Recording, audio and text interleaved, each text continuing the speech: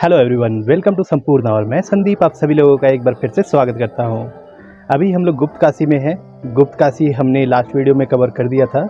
अगर आपने वो वीडियो नहीं देखी है तो उस वीडियो को जाकर के ज़रूर देखें।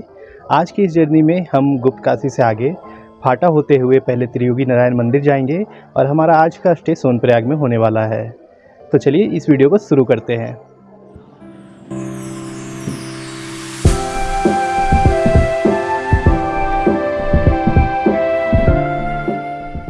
अभी हम लोग गुप्त काशी के विश्वनाथ मंदिर से बाहर निकले ही कि तभी हमें यहाँ से इतना खूबसूरत दृश्य देखने को मिल रहा है।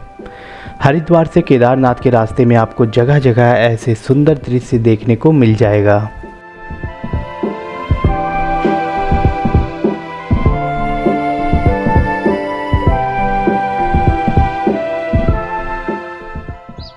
हम लोग अभी फाटा के हेलीपैड पॉइंट के पास पहुँचे हुए हैं, लेकिन यहाँ पे शायद आज सेवाएं उपलब्ध नहीं हैं। फाटा के अलावा गुप्त काशी और त्रियोगी नारायण भी कुछ स्थान हैं जहाँ से हेलीकॉप्टर की सुविधाएं केदारनाथ के लिए मिलती है।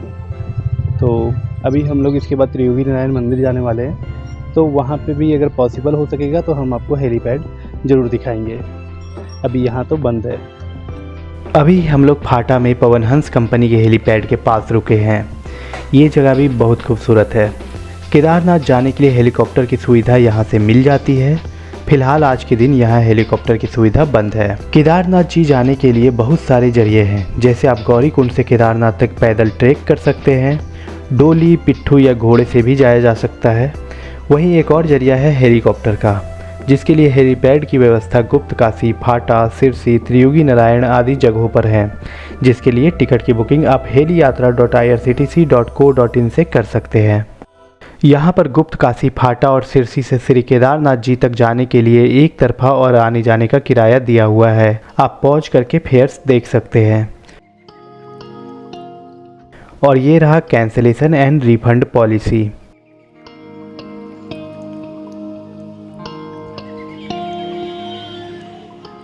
फाटा से चलते हुए अभी हम सोनप्रयाग के पास पहुँच चुके हैं। हम लोग यहाँ नीचे से आए और यू टर्न लेते हुए ऊपर त्रियोगी नारायण जाने का रास्ता है। वहीं इधर सीधे सोनप्रयाग और केदारनाथ जाने का रास्ता है। सोनप्रयाग से लगभग 10 किलोमीटर चलने के बाद अभी हम त्रियोगी नारायण पहुँच चुके हैं।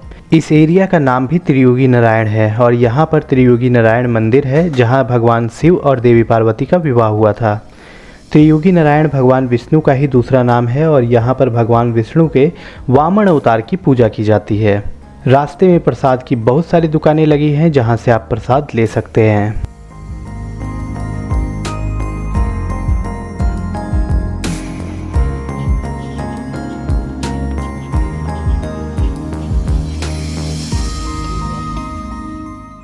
और अभी आप लोग हमारे सामने जिस मंदिर को देख रहे हैं वही है त्रियोगी नारायण मंदिर। गुप्त काशी वाले वीडियो में हमने बताया था कि गुप्त काशी में भगवान शंकर ने माता पार्वती को शादी का प्रस्ताव दिया था। उसके बाद उन दोनों का विवाह यही इसी जगह भगवान विष्णु और अन्य देवी देवताओं की उपस्थिति में हुआ था। भगवान विष्णु ने रीति रिवाजों में माता पार्वती के भाई का कार्यभार उठाया था, वहीं भगवान ब्रह्मा ने पुजारी की भूमिका निभाकर विवाह संपन्न करवाया था। इस स्थान का उल्लेख स्थल पुराण में मिलता है। इस मंदिर की आर्किटेक्चर शैली केदारनाथ मंदिर से मिलती जुलती है। इस मंदिर में 4 कुंड है: ब्रह्म कुंड, रुद्र कुंड, विष्णु कुंड और सरस्वती कुंड। इसमें से ब्रह्म कुंड और रुद्र कुंड का इस्तेमाल स्नान के लिए किया जाता है। विष्णु कुंड के जल से आचमन किया जाता है। वहीं सरस्वती कुंड का इस्तेमाल पितृकर्मों के लिए किया जाता है। अब हम लोग पंडित जी से भगवान विष्णु के वामन अवतार के बारे में जानते हैं। ये स्थान है त्रियोगी नारायण जी। त्रियोगी नारायण का मतलब है कि यहाँ पर तीनों लोगों को जीतने वाले भगवान नारायण विष्णु हैं जी, जिन्होंने राजा बलि को छला था। क्यों छला था? कि राजा बलि 99 यज्ञ कर चुका था, 100 यज्ञ पूरा करता वो इंद्रासन को जीत लेता। तो सभी देवताओं में खलबली मच गई कि राजा बलि इंद्रासन जीतेगा तो सबकी दुर्दशा हो जाएगी। भगवान नारायण ने सबको समझाया कि तुम अपने स्थान बैठे रहो, राजा बलि तो बड़ा दानी है, मैं भी जाके कुछ दान ले लूँगा। तब भगवान नारायण ने यहीं पर माता अदिति के गर्भ से जन्म लिया।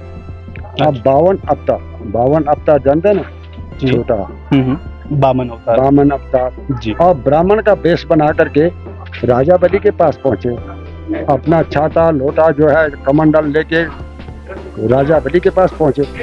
बोले कि महाराज मैंने सुना है कि आप बड़े दानी हैं, मुझे भी कुछ दान दीजिए। राजा बलि ने कहा कि अरे ब्राह्मण है, क्या दान लेगा?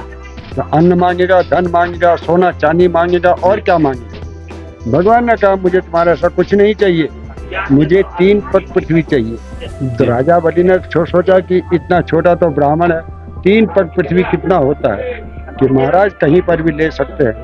तो भगवान ने कहा मुझे ऐसा नहीं चाहिए, मुझे देना है तो संकल्प करके दीजिए। तो जैसे हाथ में जल डालना था संकल्प के लिए, तो लोटे में टोटी होती है ना, तो वहाँ जल डालना था।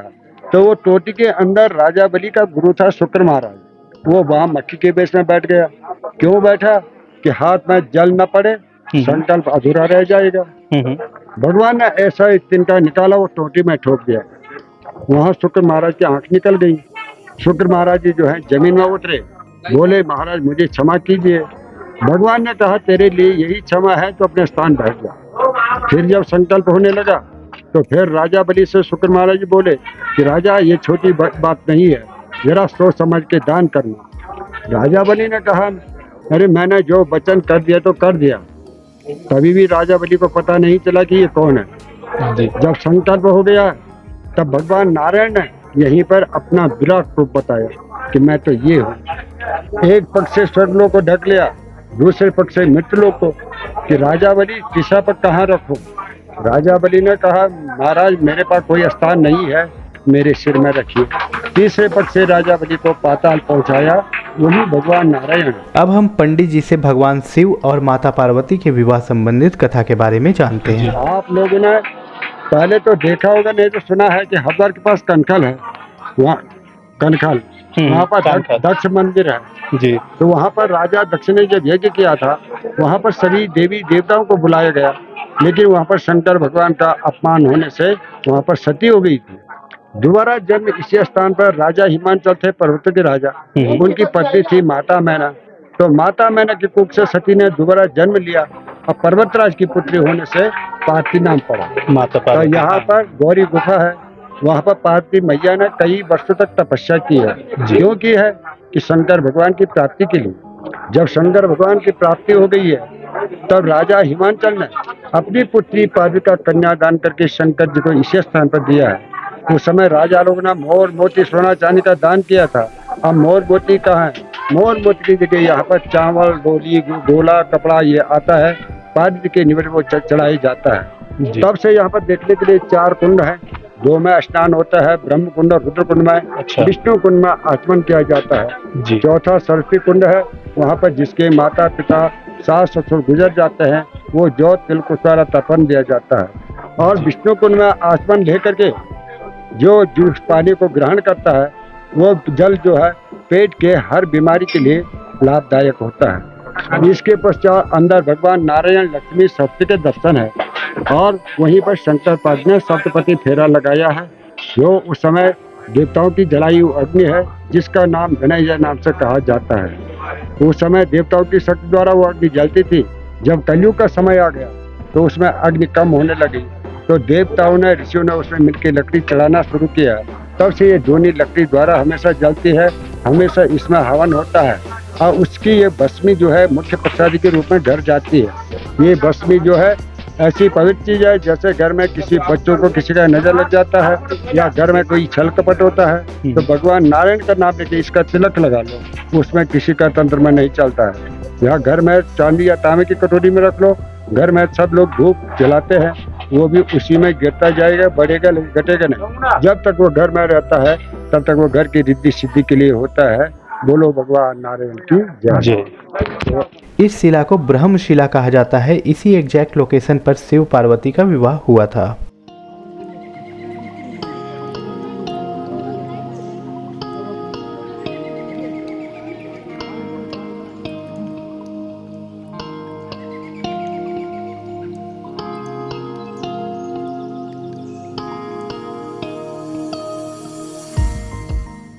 यहाँ पर त्रियोगी नारायण मंदिर के बारे में लिखा हुआ है, आप पॉज करके पढ़ सकते हैं।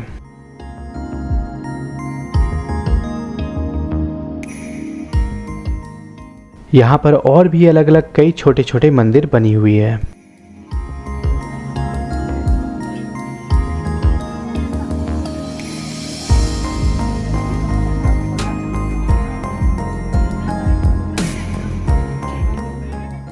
अब चलिए मंदिर के अंदर चलकर दर्शन करते हैं और आशीर्वाद लेते हैं।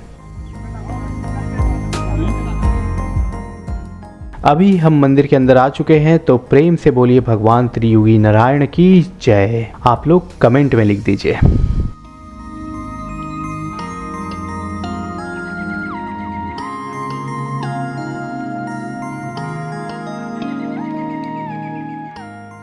मंदिर के अंदर ही एक अग्नि कुंड है जो हमेशा जलती रहती है।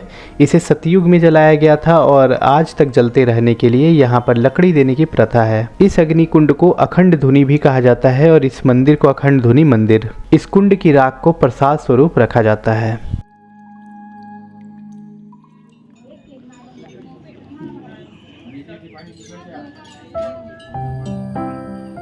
आइए मंदिर की एक परिक्रमा करते हैं।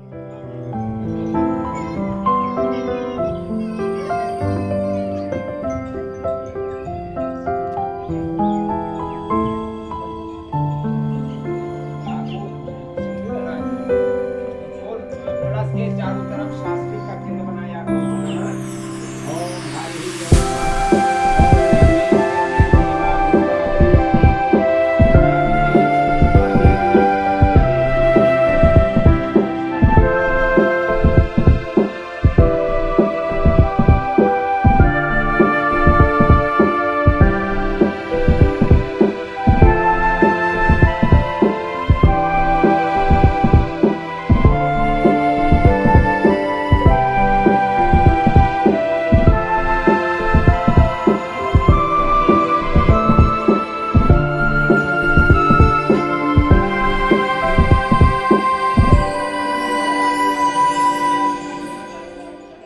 त्रियुगी नारायण आने के लिए आपको पहले सोनप्रयाग तक आना पड़ेगा और सोनप्रयाग से यह 10 किलोमीटर की दूरी पर है।